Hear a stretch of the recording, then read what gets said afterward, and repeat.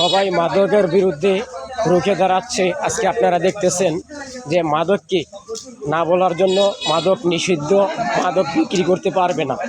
সমাজে অথবা মহল্লায় কোথাও যদি মাদক বিক্রি করতে দেখেন তাহলে তাদের বাড়িঘর উচ্ছেদ করা হবে। সবাই দায়িত্ব 15 দিন আগে আমরা মসজিদের মধ্যে না করছি যে মাদক খায়, যে মাদক বেচে এরা সাবধান হয়ে যাও।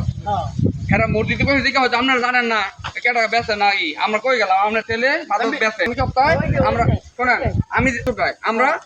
আমি গত সপ্তাহে আমরা মসজিদে কইছি, আমি রাস্তা তো কইছি আমিনুলের শোধায় নাই শোনেন। হ্যাঁ যদি গোপনও কাম করে হ্যাঁ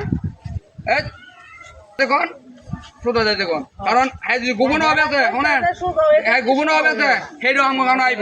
যদি আমার আয়ে আমরা কিন্তু বাড়ি ঘর উজ্জ্বল করে দিব।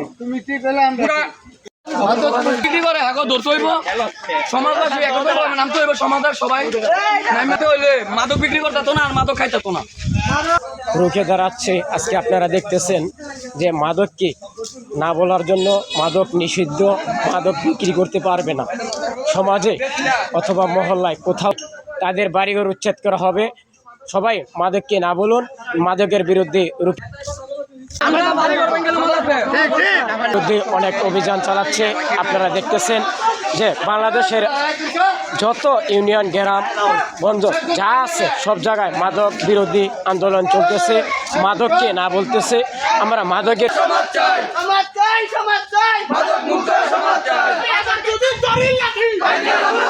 আপনারাও সকলেই এই মাদককে না বলবেন, মাদকের বিরুদ্ধে দাঁড়াবেন, যাতে করে সমাজে ছোটখাটো কেউ বিক্রি না করতে। খেলাধুলাকে হ্যাঁ বলুন।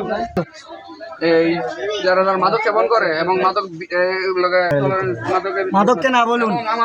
আমার রূপগঞ্জের এমপি মোহাম্মদ দিবু সাহেব কইছিল রূপগঞ্জের এই দুর্ঘটনা যা যা করতে হয় তাই করবো আমরা। যদি এর মধ্যে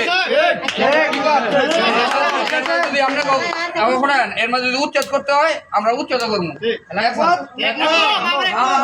মাদক মুক্ত আমরা সমাজ চাই।